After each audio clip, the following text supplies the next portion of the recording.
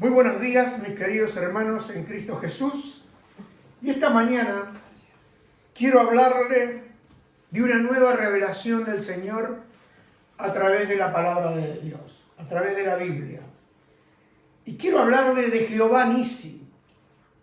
Y Jehová Nisi significa el Señor es mi bandera, el Señor es mi victoria.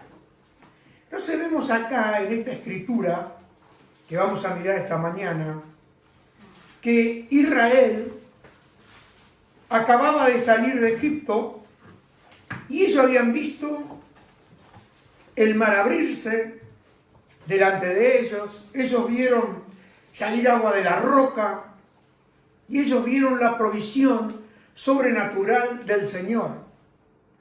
Pero aparece un personaje del cual esta mañana lo vamos a identificar y lo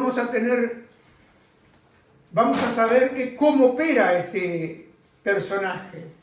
Y lo encontramos en el libro de Éxodo, capítulo 17, en el versículo 8. Y dice así la palabra del Señor. Entonces vino Amalec y peleó contra Israel en Refidim. La primera pregunta que nos hacemos nosotros es ¿qué significa Amalec? Bueno, Amalec desciende de Saúl, se asocia con la idea como pueblo que devora, el que consume y el que corta. Se lo vuelvo a repetir, Amalec es figura del pueblo que devora, el que consume y el que corta. Y quiero que usted sepa bien esta mañana que Israel no atacó a Amalec, sino que fue Amalec quien atacó al pueblo de Dios. Porque en muchos otros sitios el Señor le dijo que atacaran, pero acá fue Amalec quien atacó a Israel. Ahora, Amalec es una figura que representa la oposición constante, ataques que debilitan y un enemigo persistente. Quizá usted no le llamó Amalec, pero usted le ha pasado esta situación donde usted ve que hay oposición constante, vemos que hay ataques que te debilitan y hay un enemigo persistente que a veces uno dice, pero qué día, y qué día, y qué día, y después vamos, pero qué semana, pero qué mes. Y vemos una persistencia de parte de este enemigo. ¿Por qué? Porque Amalec es quien ataca a Israel. Y fíjese lo que dice la Escritura ahí en Deuteronomio, para que nosotros tengamos una idea. Deuteronomio capítulo 25, versículo 17 al 19, lo que el Señor le dice al pueblo de Israel y lo que el Señor nos dice a nosotros esta mañana. Porque toda la Escritura de Dios es útil para enseñar, para redarguir y para enseñar en justicia. Tú y yo necesitamos la palabra de Dios porque la palabra de Dios nos trae luz, nos ilumina. Y como dijo el salmista, es lumbrera a mi camino. Lámpara es a mis pies tu palabra y lumbrera a mi camino. Entonces dice acá, mire lo que el Señor le dice claramente por boca de Moisés. Dice, nunca te olvides de lo que los amalecitas te hicieron cuando salías de Egipto. Te atacaron. Mire cómo la estrategia del enemigo, que muchas veces nosotros ignoramos. Mire, versículo 18 dice, te atacaron cuando estabas cansado y agotado. E hirieron de muerte a los más débiles que se habían quedado atrás. Mire, ¿a quién espera? Cuando estás cansado, cuando estás más débil, y atacaron por la retaguardia. Hay gente que dice, bueno, ahora ya no tengo más presión. ¿Me entienden? Pero ¿a quién atacaron? ¿A quién devoraron? A los rezagados. Y dice así, a los que se quedaron atrás, dice, no tuvieron temor de Dios. Los amalecitas. Por lo tanto, cuando el Señor tu Dios te haya dado descanso de todos tus enemigos en la tierra que te da como preciada posesión, Hay una orden acá de parte del Señor para Israel y hay una orden también para nosotros acá. Dice, destruirás a los amalecitas y borrarás su memoria de la faz de la tierra. Y dice algo muy importante, no lo olvides nunca. No lo olvides nunca. En la Nueva Traducción Viviente. No lo olvides nunca. Dígalo conmigo. No lo olvides nunca. Quiere decir que es algo que tú y yo debemos recordarlo siempre. ¿Por qué? Porque Amalek simboliza la carne, los ataques espirituales, la oposición, aquel que se opone al propósito de Dios para tu vida y mi vida. Es un enemigo que se llama el opositor de los hermanos. Y ahí en Éxodo 17:16, que lo vamos a ver en la TLA, dice, pues dijo, tengo en la mano la bandera de nuestro Dios, Dios le ha declarado la guerra a los amalecitas y a todos sus descendientes. Acá está hablando Moisés, que después ya miraremos al final. Y Amalek aparece justamente después de la liberación. Después de la liberación aparece Amalek, que sale el pueblo desde Egipto, y entonces vemos que la carne, el enemigo ataca con la carne, justamente después de tu salvación. Porque sabe, hermano y amigo, yo antes no tenía problema con la carne. Ninguno tenía problema con la carne. ¿Cuándo comenzó el problema de la carne? ¿Sabes cuándo? Cuando uno alcanzó la salvación. Cuando uno fue alumbrado por la salvación. Porque antes uno vivía tranquilo. Vivía en el pecado, no había problema. Y uno dice, mucha gente pega la vuelta, porque dice, ahora sé que tengo problemas, y seguro. Porque antes el enemigo te tenía silenciado, te tenía dormido, te tenía en sus manos. Pero cuando tú fuiste alumbrado por la gracia y la misericordia del Señor, comenzó la lucha. ¿No le ha pasado a usted? Porque dice, hay muchos que dicen, ahora que estoy orando cada vez las cosas van peor, y seguro. Porque el enemigo se te molesta.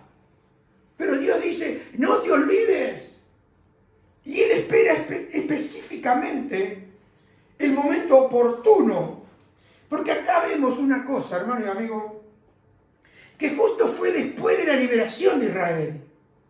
Después que salieron de Egipto, vemos acá que comenzó la lucha interna en el pueblo de Israel. Porque antes tenían la lucha en Egipto de todo lo que los egipcios le hacían. Pero cuando salieron al desierto, que Dios los había sacado y los había liberado de Egipto, ahí mismo comenzó la lucha interna. Le hago una pregunta a usted. Desde que usted se convirtió, ¿no comenzó la lucha interna? ¿No comenzó en su vida? Y lo dice la Escritura, que la lucha es la carne contra el espíritu y el espíritu contra la carne para que no hagamos lo que queremos. Y nos cuesta. Por eso necesitamos la dependencia de Dios. Porque Jesús dijo, separado de mí no me va a poder hacer nada. Te vienen los pensamientos que te bombardean. Y si tú no te cuidas, si tú no prestas atención, si tú no le haces la guerra, como el Señor le dijo, no lo olvides nunca. Porque fue una orden del Señor. Vemos que Él aparece justamente en ese momento cuando tú has recibido salvación en tu vida.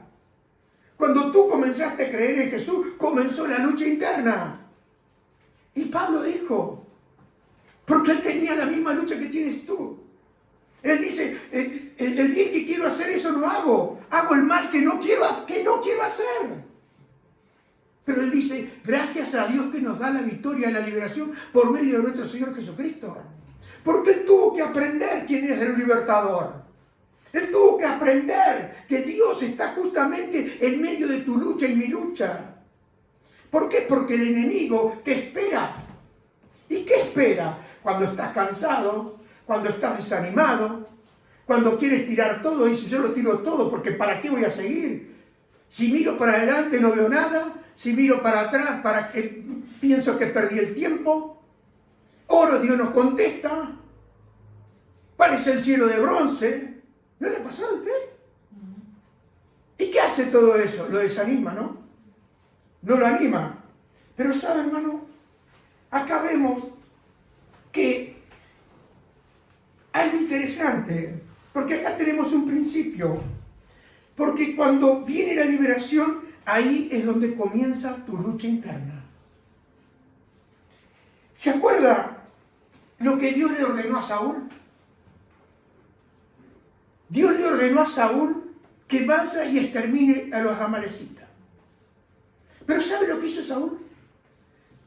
Le conservó la vida al rey y se trajo lo mejor de los corderos, de las vacas y todo. Había un ruido ahí, un mugido en los corrales. Pero ¿cuál era la orden de Dios? Exterminio de Amalek. Y a veces uno dice, ¿cómo puede ser un Dios tan celoso? ¿No ha pensado usted? Me acuerdo que estábamos en el seminario y había una hermana que decía, pero tanta sangre, y seguro estábamos estudiando el libro de Levítico. Dice, pero tanta sangre, tanta sangre. Sí. Escúcheme, es que necesitábamos la sangre. Pero acá vemos que este enemigo vino, Saúl dice, quiero que extermines todo. ¿Y sabe lo que hizo Saúl? No lo hizo. No obedeció. ¿Y sabe lo que perdió Saúl? Perdió el trono. Porque Dios le dice, me voy a buscar un hombre conforme a mi corazón, y lo levantó a David, figura del Señor Jesús, el hijo de David. Entonces vemos acá que Saúl no obedece el reino, la palabra del Señor, y pierde el reino. Porque, hermano y amigo, acá hay algo muy importante para usted y para mí. La desobediencia parcial. Porque si miramos a Saúl, obedeció, pero fue parcial. La obediencia parcial mantiene vivo al enemigo. Y, hermano, quiero que sepan que lo que usted no mata hoy, mañana te vuelve a atacar. Porque es un enemigo que está vivo. La mayoría de las personas, Dios le dice que tiene que hacer tal cosa, ¿y qué hacen? ¿Lo dejan para mañana? ¿Y qué fue lo que le dijo el rey, el rey de Egipto? Cuando estaba todo, ¿cómo decir? Ya no sabía más qué hacer. Cuando venían las plagas, 10 plagas. Y le dice, oren por mí. ¿Y cuál fue la respuesta de Faraón? Y Moisés le dice, bueno, ¿cuándo? Mañana. Mañana. Si realmente necesitaba, hoy. Y hermano y amigo, a veces nos parecemos nosotros a Faraón. Oren por mí. ¿Cuándo? Mañana. Dios me dice que tengo que dejar esto. Mañana. Como que Él no sabe lo que tú necesitas, que Él no sabe lo que mañana te va a volver a enfrentar. Y así hay mucha gente. Muchos hermanos, entre comillas, luchando una lucha que no deberían estar luchando. ¿Por qué? Por no obedecer. Porque la desobediencia, esa obediencia parcial que nosotros decimos, y a veces bueno, yo no soy tan malo, yo no hago esto, no hago... Hermano, lo que Dios te dice, a ti te dirá una cosa, a mí me dice otra. Y a veces no tienes que medir lo que vas a perder. Porque a veces se trata de dinero, ¿no? ¿Y pero cuánto voy a perder? Y hermano, ¿qué quieres perder la vida? ¿Quieres perder la vida? Porque lo que tú no enfrentas hoy, mañana te mata. Sigamos adelante. ¿Cuándo ataca el enemigo? Bueno, el enemigo siempre lo hace cuando tú estás cansado espiritualmente. La mayoría de la gente que se ha ido es porque estaban cansados espiritualmente. oraban, no había respuesta. Pero yo pregunto, oraba y no había respuesta, ¿pero había obediencia? No había obediencia. Porque yo conozco personas, con el tiempo, fui viendo que había cosas que Dios les pedía, pero nunca la dejaron. Nunca la abandonaron. Siguieron igual. ¿Qué pasa? El primer tiempo tú sigues igual, pero ya adentro no es igual. Pasa el tiempo, tú vienes a la iglesia. No pasa nada con venir a la iglesia. El tema, las cosas suceden cuando tú decides obedecer. Y cuando tú obedeces, el cielo responde. Porque el cielo ya te habló a través de la palabra de Dios. Entonces tú quieres tener respuesta. Y si usted pregunta a la gente que se va de las iglesias, ¿por qué dejó y se me cansé? ¿De qué? Yo le diría, te cansaste de desobedecer. Porque si uno obedece, este enemigo te ataca, pero Dios no permite la tentación, pero no para que te venza, sino para que tú venzas la tentación. Entonces vemos que Él viene después de un desgaste emocional. Él aparece justamente en el medio de la crisis, justamente cuando tú estás decepcionado. Esa es la manera cuando suele venir el ataque de este enemigo Amalek, que ataca en ese momento. ¿Por qué suele hacer así? Porque el enemigo solo busca donde hay cansancio. Y uno dice, ¿por qué espera que yo esté cansado? ¿Quieres saber por qué? Porque está buscando tu rendición, que tú te rindas. Y usted ha visto en este tiempo la cantidad de gente que está siendo rendida, pero no a Dios, rendido al enemigo, rendido al ataque del enemigo. Ya no luchan, ya no pelean. No, ahora estamos tranquilos. Pero ¿en qué mano estás?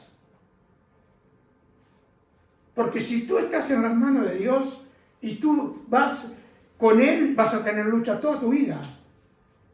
Vas a tener que luchar todos los días de tu vida. Porque, hermano, Él busca que tú te rindas. Pero el verso 9 dice que dijo Moisés a Josué, escojamos varones y sal a pelear contra Amalek. Mañana yo estaré sobre la cumbre del collado y la vara de Dios en mi mano. Otra versión dice la bandera de Dios en mi mano. Porque acá vemos que es la primera vez que se nombra a Josué como líder militar. Y el nombre de Josué significa salvación. Y Moisés después le cambia el nombre por Yahvé es salvación. Pero quiero decirle esta mañana que los judíos normalmente no pronuncian ese nombre, porque ellos consideran que es extremadamente sagrado, y para no tomar el nombre de Dios en vano, para no tomar lo sagrado de una manera irrelevante, ¿ellos qué hacen? En vez de decir Yahvé, ellos dicen Adonai, es el Señor. Porque el mandamiento era no tomarás el nombre de Dios en vano. Entonces ellos se cuidaban de no llamar Yahvé y llamaron Adonai, el Señor. Entonces vemos acá que el nombre de Adonai significa Yeshua. Yeshua. Y es el equivalente a Jesús. Jesús. ¿Se acuerda cuando viene el ángel a María que le dice y darás a luz un hijo y llamará su nombre Jesús porque él salvará a su pueblo de sus pecados? Acá vemos que el ángel le dice a María que le ponga Yeshua en el hebreo. No fue un nombre que ellos tomaron para decir, bueno, ¿qué le ponemos? ¿Jesús? No. Era un nombre que le dio el ángel. ¿Por qué? Porque estamos viendo la revelación de Dios a lo largo del tiempo. ¿Me entiende? ¿Lo va entendiendo? Entonces vemos acá que Moisés representa la ley, la intercesión, y Josué representa la conquista, la victoria, y es figura del Señor Jesús que vence y guía a su pueblo. Entonces vemos acá que Dios levanta en determinado momento a diferentes personas. Porque bien podía haber ido Moisés a pelear al valle, ¿o no? Si Moisés era el hombre de Dios, Moisés era el siervo escogido de Dios. Pero yo quiero que vea que Dios tiene diferentes personas para diferentes asignaciones, porque acá vemos que Moisés ora y Josué pelea. Entonces, algo que de lo que escuchábamos esta mañana de los testimonios, yo quiero que veamos que no todos tenemos la misma función. Por eso no necesitamos unos al otro. Pero todos somos necesarios en el reino de Dios. Ejemplo, yo no puedo ir donde tú estás. Yo no puedo estar en tu trabajo. Yo no puedo tener tus amigas y tus amigos. Pero tú sí tienes. Entonces, ¿soy más importante yo porque soy el pastor que tú? No. Todos y cada uno tenemos una tarea diferente en el reino de Dios. Porque vemos acá, versículo 10, que Josué hizo como lo que le dijo Moisés, el versículo 10. E hizo Josué como le dijo Moisés, peleando contra Amalek, y Moisés y Aarón y Hur subieron a la cumbre del collado. Acá vemos que Josué debe seleccionar hombres para pelear. Porque le dice Moisés, escoge hombres. Y acá vamos a aprender algo importante. Esto implica que Josué debe buscar hombres y mujeres con discernimiento. Que debe buscar hombres y mujeres con responsabilidad y con capacidad. Porque lo dijo el apóstol Pablo cuando habló ahí en Timoteo. Le dijo que un anciano no debe ser un nuevo creyente porque podría volverse orgulloso y el diablo lo haría caer. Hoy vemos, es muy importante con estas figuras muy reconocidas del deporte o de la canción que se convierten y ya enseguida le arman una iglesia. Ya enseguida lo ponen como un líder. Ya enseguida lo exhiben delante de toda la gente. ¿Para qué? Para atraer a los jóvenes, para atraer a la gente. Oh, mira, este hombre era esto, ahora es esto. Pero ¿sabe, hermano? ¿Qué dice la Escritura acá? Pablo es claro. Dice, no pongas a un nuevo creyente como un líder. Y en otra versión dice, no pongas a un neófito. Significa sin conocimiento. Porque tienes que tener un desarrollo en tu vida. Todos hemos sido llamados. Pero debemos dejar que Él siga trabajando con nosotros. Yo cuando estaba en el sitio que tú estás, nunca quise ser pastor. No. Yo era siempre un comerciante. Pero ¿qué sucede? Él está trabajando en lo interno. ¿Y cómo Él trabaja en lo interno? En la medida que tú obedeces. En la medida que Él te dice, deja esto. Y tú lo dejas, ese es un paso, un paso enorme en la fe.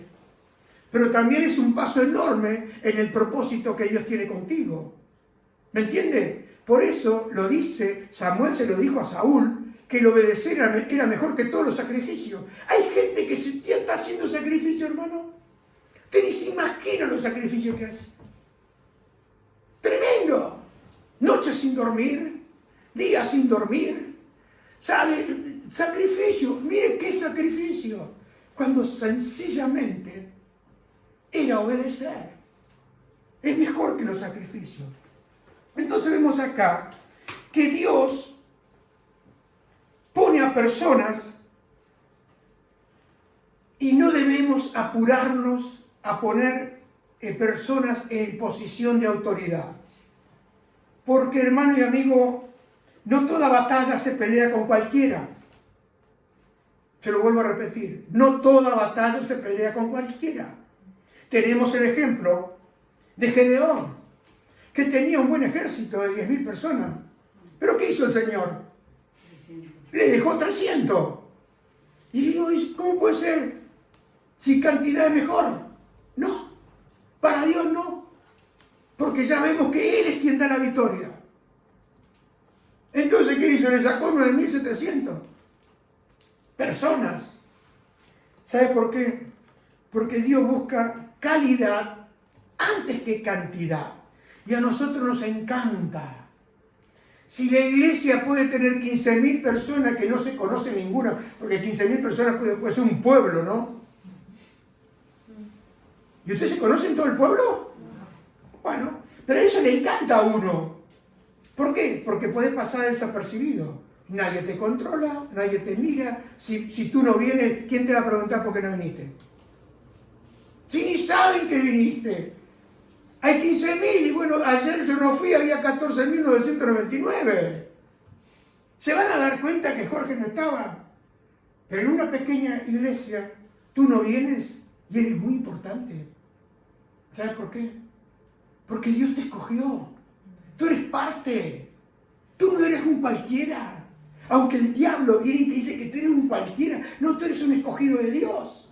Tú eres uno de aquellos que Él te ha puesto en ese lugar. ¿Para qué? Para trabajar contigo, para ser un elemento, para ser alguien importante en ese determinado lugar que Él te va a poner o que Él ya te ha puesto. Porque hay una cosa, hermano y amigo. Yo quiero que usted vea que esto me lo dijo un pastor hace muchos años. Me dijo: Jorge, el médico puede hacer de camillero, pero el camillero no puede ser de médico. ¿Y qué me quiso decir él?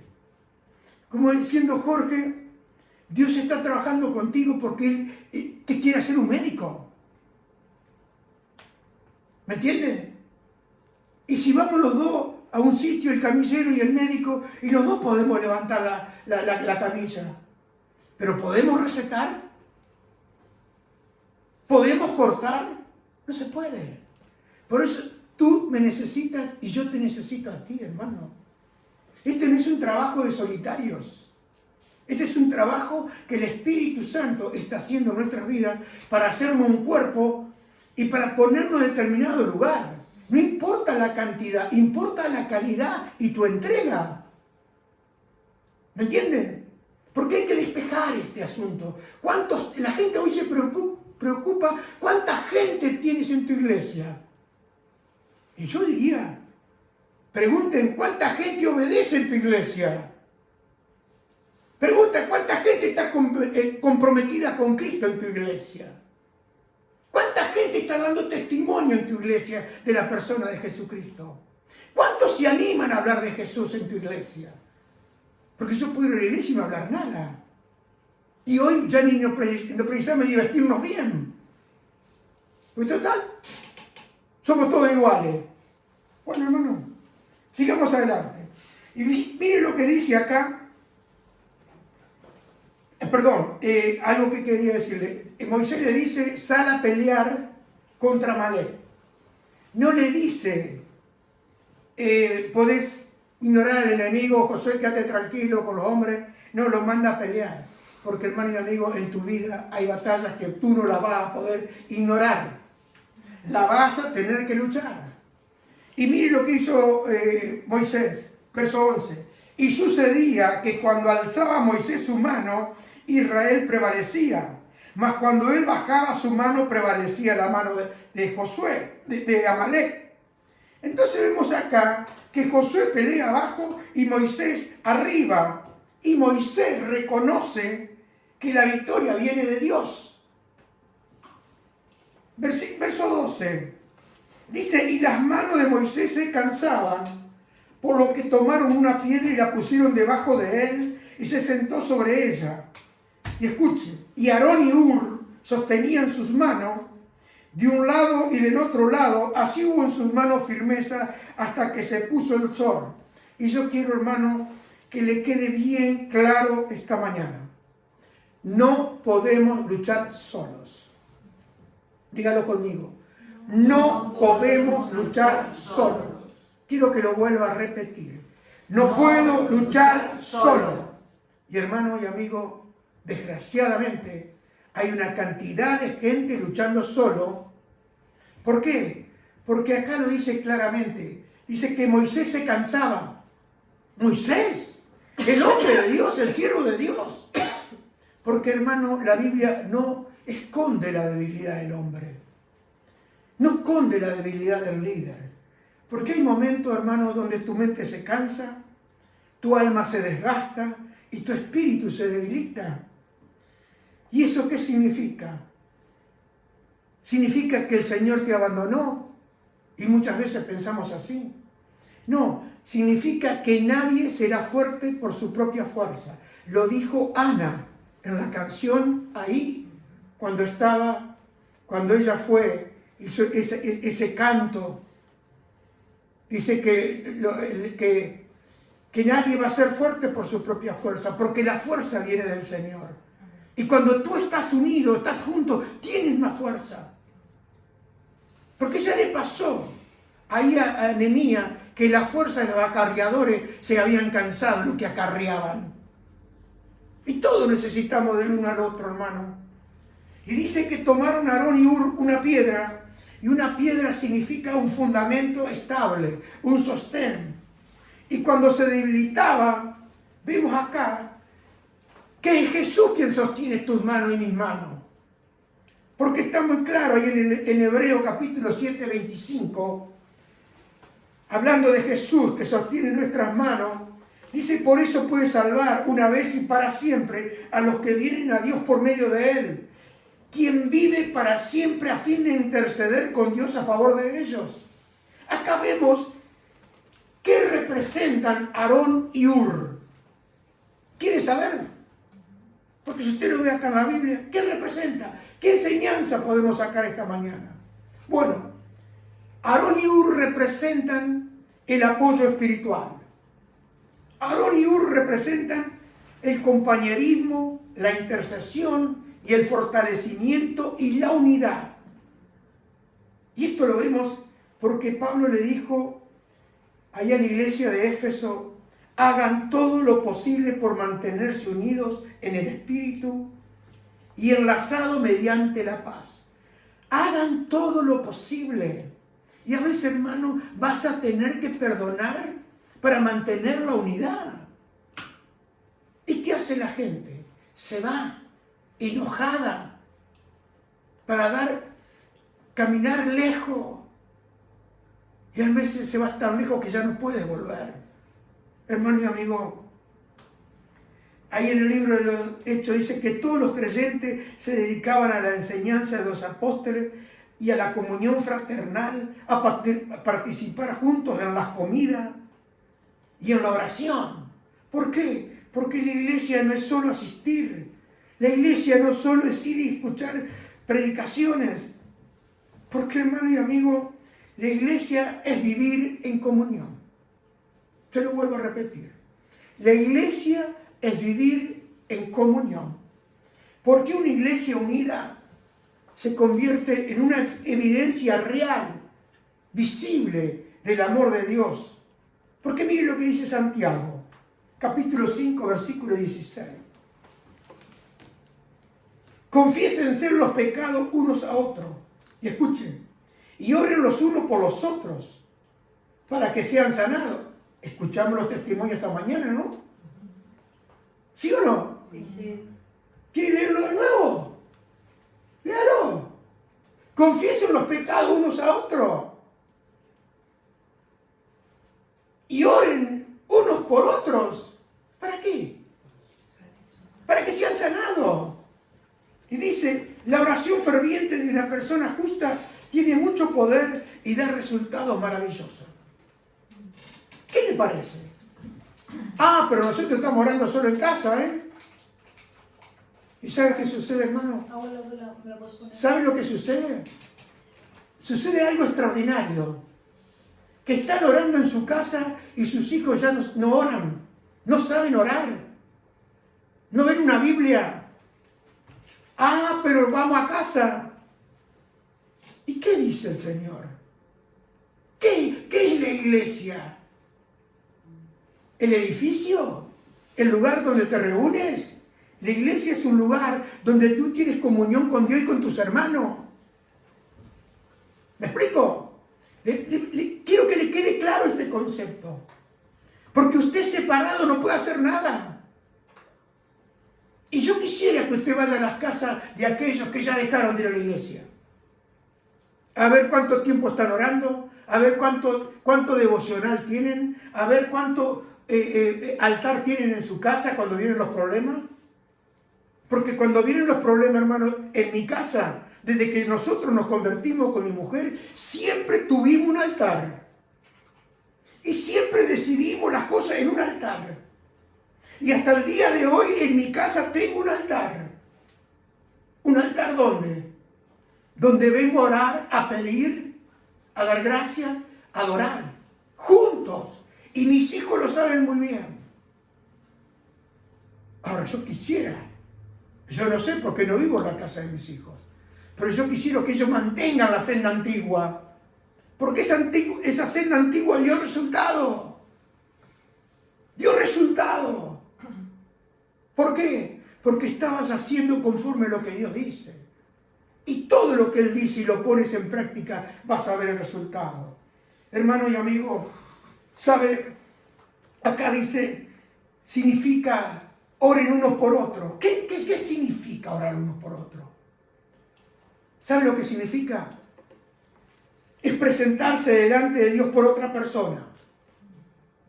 Es cargar las necesidades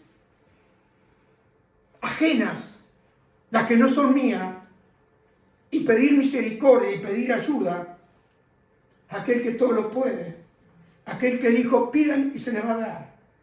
Significa interceder. ¿Y sabe lo que significa interceder, hermano? Quizá usted no lo tiene asociado a esto. Interceder significa amar a alguien de tal manera que lo llevo delante de Dios.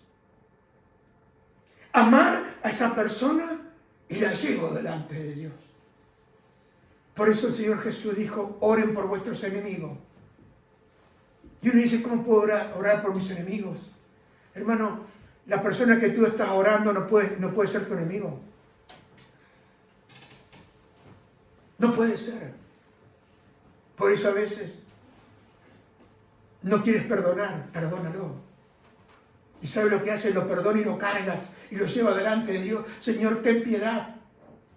Y ora como oró el Señor Jesús en la cruz. Padre, perdónalo porque ellos no saben lo que están haciendo. Pero uno sí sabe. Eso es interceder. Porque mientras Moisés levantaba las manos, y dice la Biblia, Israel prevalecía. Y cuando se cansó, Aarón y Hur lo sostuvieron. Hermano, las oraciones compartidas son las que te sostienen en la batalla espiritual. Usted deje de venir. Usted deje de hacer. Y a ver si me dice que está más fuerte. Y se lo digo de todo corazón. Usted es libre. Usted puede hacer lo que usted quiera. Pero hermano, yo le digo, las oraciones compartidas sostienen tu vida en medio de la batalla. ¿Por qué? Porque recibes fortaleza espiritual. Y esa fortaleza espiritual no viene de nosotros, viene de la roca de los siglos, la roca eterna, la roca fiel, la roca verdadera. Y mire qué pasó, verso 13.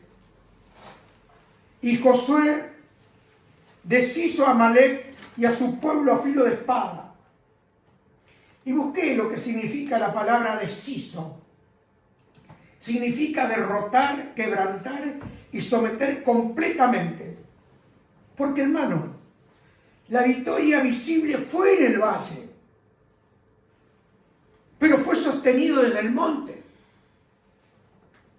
Usted puede ir al valle, pero si no hay alguien que lo sostiene desde el monte, ¿me entiende o no me entiende? ¿Vamos viendo nosotros la diferencia? Mire lo que sucedió en el monte. Colosenses 2, 13 al 15. ¿Quién estaba en el monte? Ustedes estaban muertos a causa de sus pecados y porque aún no les habían quitado la naturaleza pecaminosa. Entonces Dios les dio vida con Cristo al perdonar todos nuestros pecados. Y escuche, Él anuló el acta de los cargos que había contra nosotros y los eliminó clavándola en la cruz. De esa manera desarmó ¿Y qué dice que hizo Josué? Deshizo, ¿no? ¿No ve una palabra que me aparecía desarmó y deshizo? Desarmó a los gobernantes y a las autoridades espirituales, los avergonzó públicamente con su victoria sobre ellos en la cruz.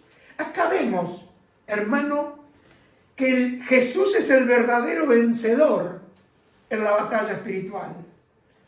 Porque el Señor no quiere cosas que tú y yo queremos, que Él alivie un poco los síntomas que tenemos en nuestra vida. Pero ¿sabes lo que quiere el Señor? El Señor quiere derrotar de raíz al enemigo en tu corazón. No paño frío, paño caliente, paño frío, paño caliente. ¿Qué debemos hacer nosotros? Debemos confrontar el pecado oculto de nuestro corazón. Debemos confrontar el orgullo. Debemos confrontar los resentimientos y esos hábitos destructivos que día a día te van tirando abajo. Porque la Biblia dice claramente en el libro de Proverbios, los que encubren sus pecados no prosperarán. Pero los que confiesan y los abandonan recibirán misericordia. Hay cosas que tú tienes atrancada ahí, atascada. ¿O no? Y esas cosas es lo que Él te pidió hace mucho. Deja ese hábito. Deja aquello, deja esto. Y te parece que si deja eso, ¿para qué voy a vivir? No, hermano, vas a vivir en paz. Vas a vivir en descanso. Vas a ser fortalecido tus huesos, tu mente, tu corazón. Porque, hermano y amigo, vemos acá que la tolerancia espiritual termina fortaleciendo aquello que el Señor quiere destruir. Porque la victoria de Josué fue una victoria temporal, pero la de Jesús es eterna. Entonces, dice el verso 14, y Jehová dijo a Moisés, escribe esto para memoria en un libro y di a Josué que raeré del todo la memoria de Amalek debajo del cielo. Acá vemos algo importante. Dios le ordena a Moisés que registre este evento. ¿Y para qué lo hace Dios? Sí, ya fue allá. ¿Sabe para qué lo hace? Lo hace para que Moisés lo recuerde y para que las generaciones futuras como la nuestra lo recordemos también. Porque el Salmo 77, verso 11 al 12, dice, pero después me acuerdo de todo lo que has hecho, oh Señor. Recuerdo tus maravillosas de tiempo pasado, tus obras maravillosas de tiempos pasados. Siempre están en mis pensamientos. No puedo dejar de pensar en tus obras. Hermano, ¿quieres saber para qué existe la Biblia? ¿Por qué existe la Biblia? ¿Quieres saberlo? ¿Sí o no? Sí. Muy bien. ¿Sabes para qué? Porque Dios quiere que recuerdes. Para que tú no repitas los mismos errores. Dios quiere que recuerdes para que veas la mano del Señor. Para que veas que Dios es bueno, es fiel, lleno de gracia y de misericordia. Para eso tenemos una Biblia. Para que nosotros vayamos al libro de memoria y encontremos lo que Dios hizo en el pasado. ¿Por qué? Porque Jesucristo es el mismo, ayer y hoy por los siglos. Y dice en Juan 1:17, pues la ley fue dada por medio de Moisés, pero el amor inagotable de Dios y su fidelidad vinieron por medio de Jesucristo, el Yeshua. Y mire lo que dice el libro de Malaquía. Dice, entonces los que temían al Señor hablaron entre sí, y el Señor escuchó lo que dijeron en la presencia de Él. Y escribieron un rollo de memoria para registrar los nombres de los que temían al Señor y que siempre pensaban en el honor de su nombre. Hermano, esta escritura ahí de Malaquía, muchos se habían apartado. Gente estaba abandonando. ¿Cómo sucede hoy? ¿Usted piensa que es la primera vez que gente se va? Si usted ve cómo está esta Europa, usted puede ver, como le llaman ayudamiento, cantar canciones. ¿Cómo ve Europa usted? ¿Cómo ve España? Dígame, sea sincero. ¿Usted ve un gran interés de Dios? ¿Ve un gran interés por las cosas de Dios? No lo ve. Hermano, uno quisiera dar testimonio, pero la gente no quiere ni escuchar. Están bajo una nube de oscuridad. El Dios de este mundo le ha cegado el entendimiento para que no le resplandezca la luz de Jesucristo. En ese tiempo había mucha frialdad, había mucha indiferencia espiritual.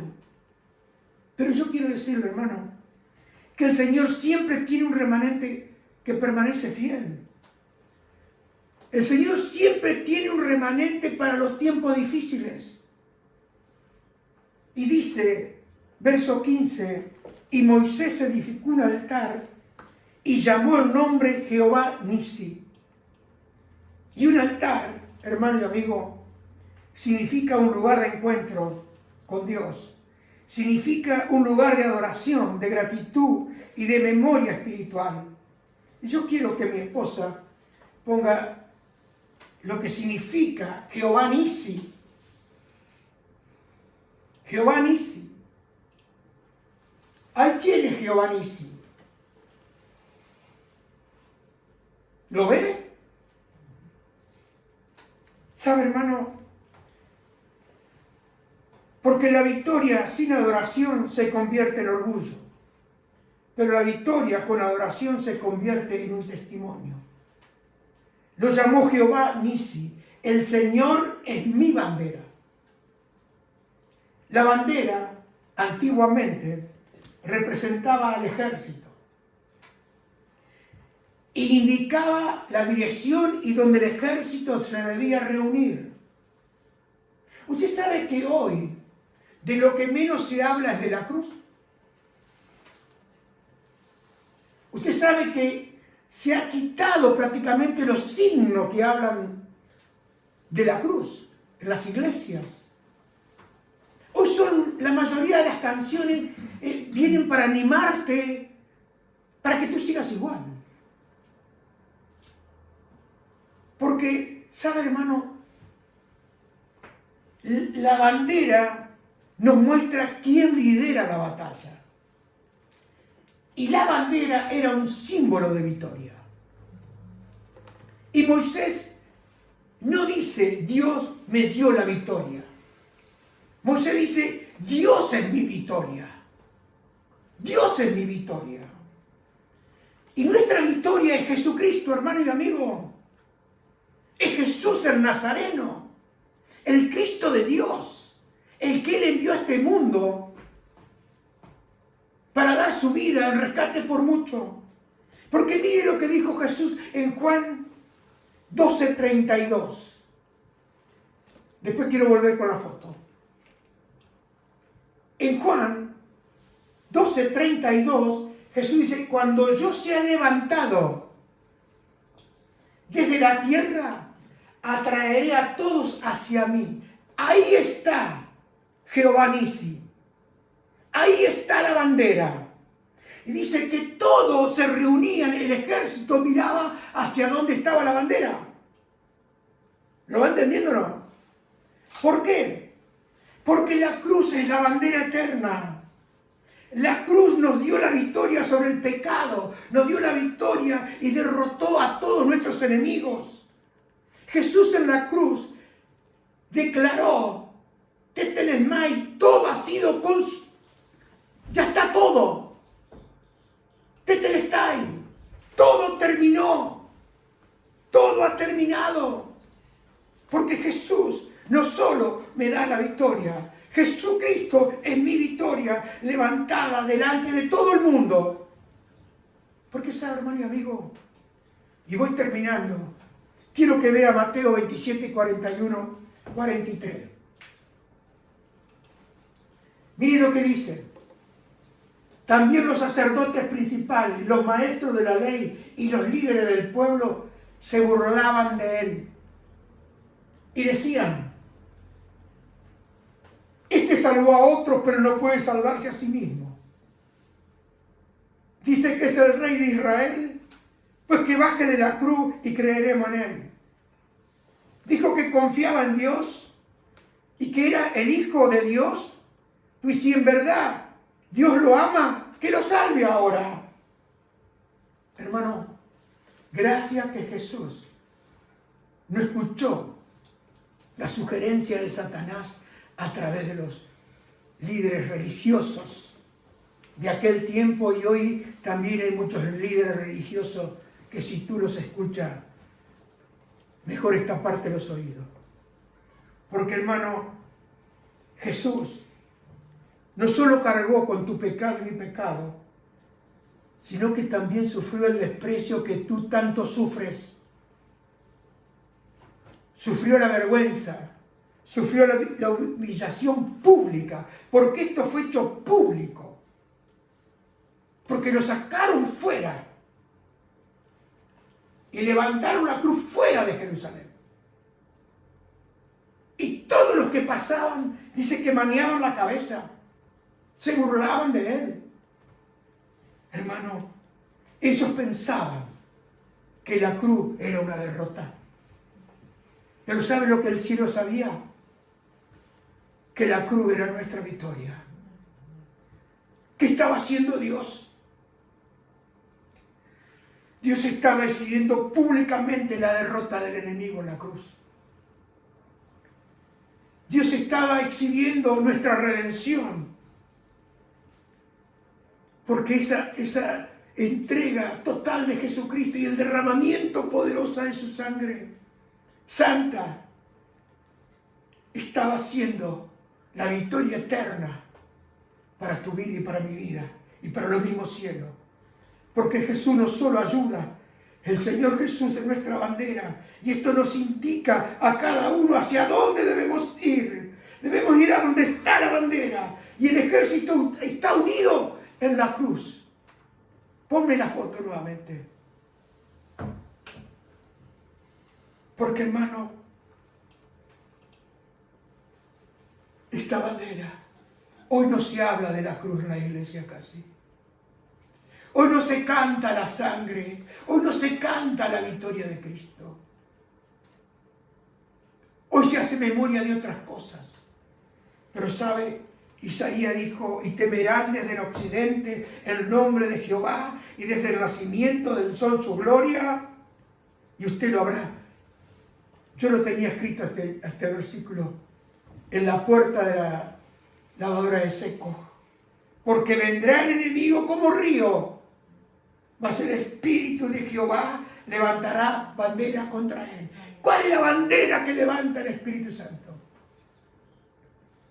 La bandera de la cruz, la bandera de la sangre, la bandera del perdón, la bandera de la restitución, la bandera de la libertad, la bandera por esa sangre derramada hasta la última gota de sangre. Y Jesús, antes de morir, unos capítulos antes, les dijo, les he dicho todo lo anterior para que en mí tengan paz. Aquí en el mundo tendrán muchas pruebas y tristeza, pero anímense, porque yo he vencido al mundo. Hermano, la cruz es nuestra bandera. La cruz, lo que parecía derrota, terminó siendo la victoria más grande de la historia. ¿Por qué? Porque ahí en Éxodo 17, 16 en la TLA, mire lo que dijo Moisés. Pues dijo, tengo en la mano la bandera de nuestro Dios. La bandera. ¿Cuál es la bandera? Jehová Nisí. La cruz de Jesús. Hermano, la cruz fue el escenario donde Jesús convirtió la vergüenza pública en nuestra victoria para todos aquellos que creemos en Él. Y esta mañana yo quiero que tú escuches esta canción. Se llama A Dios sea la gloria.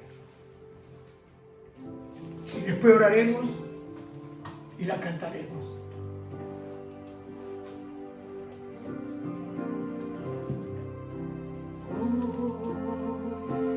Decirte gracias por las cosas que has hecho por mí y cosas inmerecidas que tú das para mostrar tu amor. Las voces de un millón de ángeles no expresarán mi gratitud. Lo que yo soy y anhelo un día ser, lo debo todo a Escuchen. Dios. Sea la gloria solo a Dios. Sea la gloria. Yo lo creo.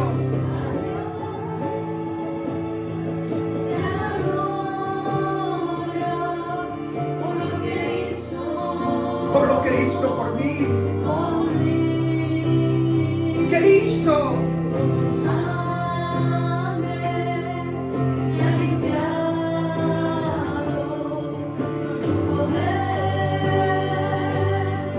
Me ha salvado.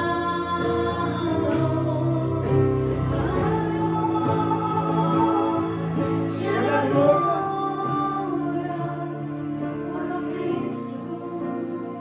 Padre, en esta mañana te damos gracias por la cruz de Jesús. El símbolo de una verdad visible que representa una verdad espiritual. Figura de autoridad, figura de pacto, figura de identidad y figura de un recuerdo sagrado de la sangre derramada del nuevo pacto que dijo el Señor, que por vosotros es derramada. Señor, gracias por esa cruz,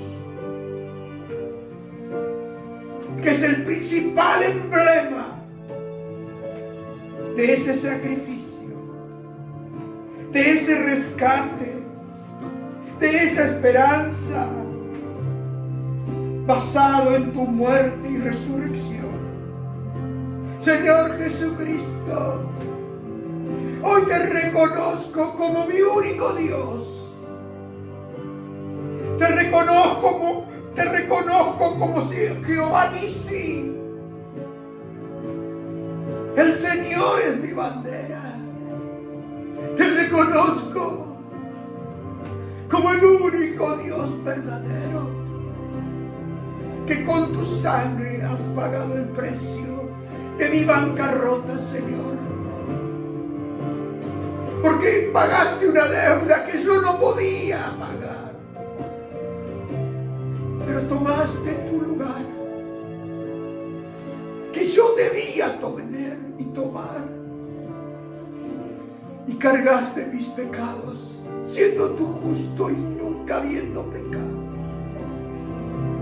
para perdonarme, para lavarme, para santificarme. Y esta mañana una vez más te rindo mi corazón, te entrego nuevamente mi vida y te doy gracias por esa cruz. Te doy gracias por la victoria de la cruz, porque la tumba está vacía y tú estás en los cielos ahora, Señor, intercediendo por cada uno de aquellos que son tus hijos. Y me guardas y me cubres, porque tú me has amado y me amas.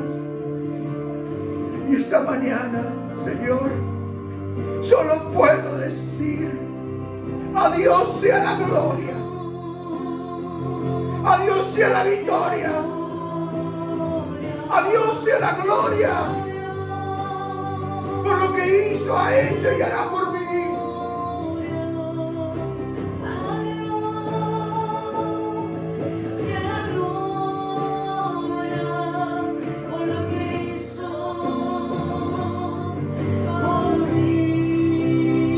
Con su sangre me ha limpiado. Su poder me ha salvado. A Dios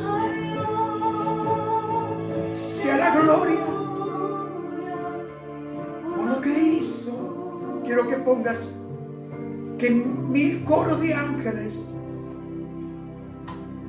no podrán expresar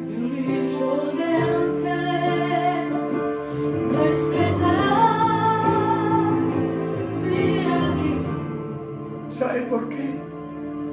Porque los ángeles no conocen la redención. Los ángeles se asombraron y se asombran de la redención.